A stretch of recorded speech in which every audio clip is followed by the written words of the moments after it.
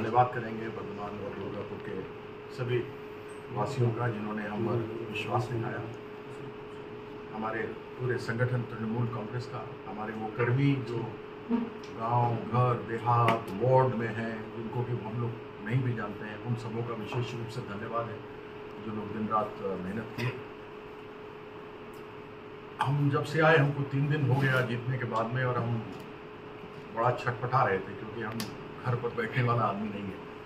और जो चिट्ठी आपके सामने हम रखेंगे और जो आदरणीय प्रदीप दा ने बताया है आपको, यह इस विषय पर हमको काफ़ी अनुभव है क्योंकि दिल्ली में जब हम विधायक थे तो एशियन गेम्स हुआ था 1982 में दिल्ली में, और उसके लिए बहुत बड़ा बड़ा फ्लाईओवर बना था, स्टेडियम बना था, रहने के लिए घर, रेजिडेंशियल अपार्टमेंट्स बने थे, और उसमें लोग बाहर से आए थे जिन्होंने ये सब बनाया था और उसके बाद वहीं पर बस गए थे, रह गए थे, घर बना लिया था, डेरा बना लिया था। उन लोगों को जब हम एमएलए बने 93 में, तो उसके बाद लोगों को निकालने का प्रयास शुरू किया। जो गोल मार्केट एरिया था वो नई दिल्ली क्षेत्र है, आप लोग जानते हैं, राष्ट्रपति, प्रधानमंत्री, सभी मंत्री, एमपी लोग, जितने लोग हैं, सरकारी कर्मचारी रहते हैं, और सरकारी जमीन है। तो ये सुप्रीम कोर्ट का बहुत पहले का आदेश है, हमारे संविधान में भी काफ़ी पहले रिहैबिलिटेशन का इस विषय पर दिया गया। और जब हम यहाँ पर आए थे तो हमसे बताया गया था कि केंद्र सरकार के ऐसी बहुत सारी परियोजना हैं जिसमें कि लोग 50 साल, 60 साल पुराने तक लोग यहाँ पर बसे हुए हैं। जिस समय दुर्गापुर स्टील प्लांट शुरू हुआ था 60 साल पहले, सबसे पहला प्लांट था, तब से लोग बसे हुए। और बार बार यह सुनने को आता है कि उनको हटा दिया जाएगा, उजाड़ दिया जाएगा, नोटिस भेजा जाता है, बिजली काट दिया जाता है, पानी काट दिया जाता है। ये उचित नहीं है। जो भारत के संविधान में लिखा हुआ है और देश के उच्चतम न्यायालय सुप्रीम कोर्ट के अनेकों आदेश हैं, हमारा हाई कोर्ट, देश भर के जितने भी हाई कोर्ट हैं वहां पर लगभग सभी हाई कोर्ट में अनेकों ऐसे आदेश हैं जिसमें यह स्पष्ट लिखा हुआ है कि जो लोग भी ऐसी सरकारी जगहों पर बसे हुए हैं, आप उनको उजाड़ नहीं सकते। यदि आप उनको हटाना चाहते हैं तो आपको एक वैकल्पिक स्थान, ऑल्टरनेट जगह उनको देना होगा, वहां आपको घर बनाना होगा, वहां पर बिजली पानी की व्यवस्था करनी होगी, उसके बाद ही आप लोगों को उजाड़ सकते हैं।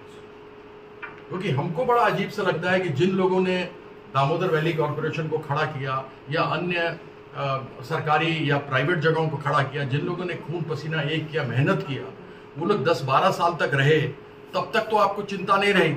लेकिन आपको जब अपना कमाने का हुआ तो आपने उनको उजाड़ना शुरू किया, तो ये उचित नहीं है। तो हमने एक चिट्ठी लिखी है, उसकी प्रतिलिपि कॉपी आप सबको आने वाला है। ये हमारी ऑफिस कॉपी है, ये आपको जेरॉक्स करने के लिए उनको दे दिया है, दे देंगे, वो आपको दे देंगे हम कॉपी। ये हमने साइन किया हुआ है और ये चिट्ठी हमने भेजा है, वो जा चुका है, ये कॉपी है इसलिए इसमें आपको सिग्नेचर नहीं दिख रहा होगा, लेकिन ये हमने उसको भेजा है और यह आपके सामने है। उसके साथ में एक प्रतिलिपि और एक प्रेस का दादा की तरफ से एक प्रेस ब्रीफ है, क्योंकि चिट्ठी तो हमने लिखा था लेकिन दादा ने प्रेस ब्रीफ ये बुलाया है। दादा का बहुत धन्यवाद हम करते हैं कि उन्होंने हमको ये अवसर दिया। साथ में हमारे सुभाष मंडल जी हैं जो हमारे कृष्ण की तरह थे, हमारे पूरे चुनाव में सब जगह हम जहाँ जा रहे थे उन्होंने कृष्ण की भूमिका, एक अर्जुन को जो मिलना चाहिए, क्योंकि मेरे लिए न्याय उन्होंने किया। साथ में हमारे देबू हैं जिन्होंने कि सारा इसमें ड्राफ्टिंग में हमारे लीगल एडवाइज़र हैं, देबू साई, उन्होंने किया है। तो आपके सामने है। और यह एक बार हमने शुरू में कहा था जब आप लोगों से बात हुई थी और आप लोगों ने ये बात हमारे सामने रखा था, हमने ये कहा था कि माँ काली की कृपा होगी, ममता दीदी का आशीर्वाद रहेगा, हम यहाँ पर जीतेंगे। तो मेरा काम सबसे पहले दुर्गापुर में यही होगा कि यह गरीब लोग जो यहाँ रह रहे हैं वो किसी तरीके से भी उजाड़े नहीं जाएं। हम चाहते हैं कि डीवीसी बढ़े, दिन दुगनी और रात चौगनी काम करे, उससे हमारे जो यहाँ नौजवान हैं उनको नौकरी मिलेगी, यहाँ पर बिजली का उत्पाद बढ़ेगा जो हमारे दुर्गापुर के लिए और आसपास के क्षेत्रों के लिए बहुत अच्छा रहेगा। और जहाँ तक मेरी जानकारी, डीवीसी के पास इतना जमीन है कि वो 400 का 800 बिना इनका जमीन लिए हुए कर सकता है। नहीं करेगा तो आरटीआई के माध्यम से निकालेंगे। इसलिए हमारा उनसे केवल एक बात है कहना कि कृपया कोर्ट के आदेश का अवमानना मत कीजिएगा, नहीं तो कंटेम्प्ट ऑफ कोर्ट हो जाएगा। और यदि आपने किया तो फिर विवश होकर हमको कानूनी कार्रवाई करनी होगी। इसलिए हम चाहते हैं कि आप इन लोगों को अच्छे से कोई जगह दे करके स्थापित कर दीजिए, एक कोई जगह चिन्हित कर लीजिए। सरकार से आपको आवश्यकता पड़ेगी तो हम ऐसी जगह के लिए बात करेंगे कि आपको वो जगह मिले और आप वहाँ पर इनको घर बनाकर बसाकर दे दें। वहाँ बिजली पानी की व्यवस्था वापस लगाएं जब तक कि आप इनको हटाते नहीं, क्योंकि यह इनका मौलिक अधिकार है। बिजली और पानी फंडामेंटल राइट है। तो इतनी ही बात करनी थी, तो हमने अपना काम शुरू किया है और बड़े जोश के साथ किया है। आप लोग का इसमें साथ रहेगा। आप लोग यहाँ के पत्रकार हैं, तो fourth pillar of democracy, legislature, executive, judiciary and media, आप लोग चौथे स्तंभ हैं लोकतंत्र के। और आप लोग का धन्यवाद है। हम ये चाहेंगे कि आपके माध्यम से उन सभी लोगों तक, हमारे कर्मी भी जो उधर के हैं वहाँ भी जाएंगे ये चिट्ठी लेकर के, उनको बताएंगे कि हम लोग अपने कार्य पर लग गए हैं। जो तृणमूल ने वादा किया वो तृणमूल वादा पूरा करती है।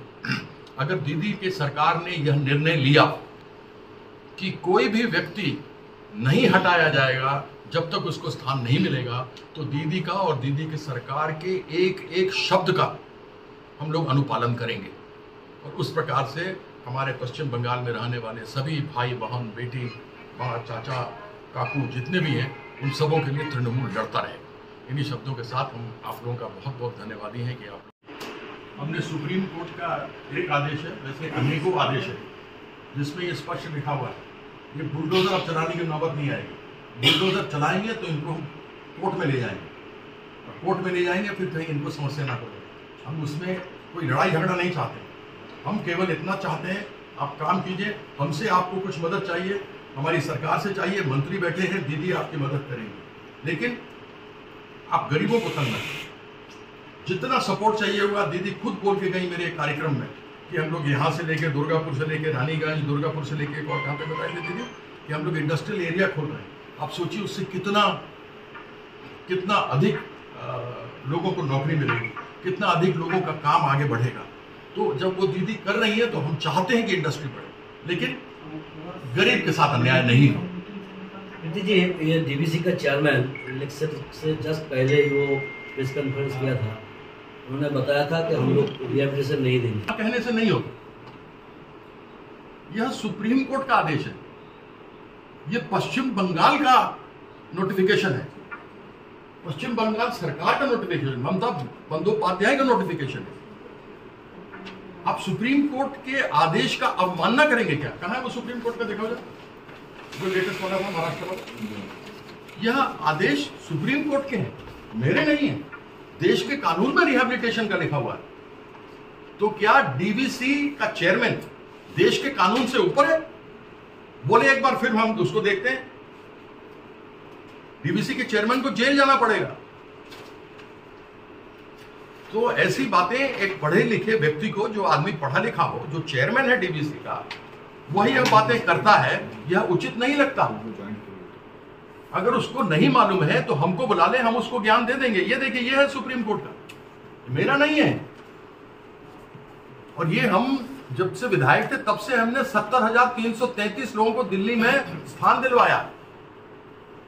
ये देखिए, चाणक्यपुरी क्षेत्र में था, जहां विदेशों के एम्बेसी है, हाई कमीशन है, वहां पर जो जमीनें थी उसका हमने लोगों को जगह दिलवाया। बीएसएनएल का जो जनपद पर झुग्गी था उसका लोगों को हमने दिलवाया। वेस्टर्न कोर्ट, जहां पर एमपी लोग आकर ठहरते हैं, जहां हम लोग जाके ठहरेंगे जब तक घर नहीं मिलेगा, वहां पर के लोगों को हमने दिलवाया। उसके सामने ही बीएसएनएल का बिल्डिंग बना, वहां पर लोग थे, उनको दिलाया। तो इनको भी दिलवाएंगे। डीवीसी के चेयरमैन रोक नहीं सकते। उनको अगर नहीं ज्ञान है तो हम ज्ञान उनको देने के लिए तैयार हैं, और लोगों को ज्ञान लेना चाहिए, ऐसा हम चेयरमैन को कहेंगे। आप लोग भी जाकर उनसे बात कर लीजिए। देखिए, हम आपको, ये लेटेस्ट केस है, इसके जैसा दर्जनों केस है सुप्रीम कोर्ट में, दर्जनों, हाई कोर्ट में दर्जनों, सैकड़ों केस है। ये केस है in the supreme court of India, civil appellate jurisdiction, civil appeal number 1359 of 2023 latest 2023 का है।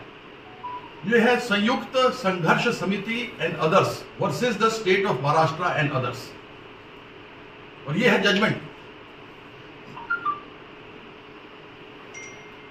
डीवीसी चेयरमैन को आप प्लीज कहिएगा, मेरे तो हमसे उम्र में छोटे ही होंगे, मेरे छोटे भाई की तरह हैं, कि ऐसा कुछ ना करें कि हाथ में हथकड़ी लग जाए। उनको अगर चाहिए होगा तो हम उनको, अगर सरकार से मदद चाहिए तो प्रदीप दा हैं, ममता दीदी से हम लोग बात कर सकते हैं, और कुछ होगा तो है, गरीबों को मत उजाड़िएगा, ये आपको बहुत भारी पड़ जाएगा। कुछ दिनों से DPS में पिछली बार संसद में मुद्दा उठाया था ये पुनर्वासन को लेकर के स्टेट को और सेंट्रल को मिल। एमपी साहब ने कहा, एमपी साहब ने आगे क्या किया, इसमें कमेटी की क्या आवश्यकता है स्टेट और सेंटर के कोऑर्डिनेशन की। 10 साल से तो सेंटर में सरकार है, अभी ये सरकार कितने दिन चलेगी किसी को मालूम नहीं है। ये तीसरी बार जो सरकार बनी है, टूटी फूटी लंगड़ी लूड़ी सरकार है, ये कब तक चलेगी किसी को मालूम नहीं है, क्योंकि मालूम नहीं तेलुगु देशम पार्टी को, चंद्रबाबू नायडू को, और मालूम नहीं नीतीश कुमार को, कि पता हो कि आप सो रहे हैं और शरद पवार की तरह और शिवसेना की तरह आपकी पार्टी सब खत्म हो गई।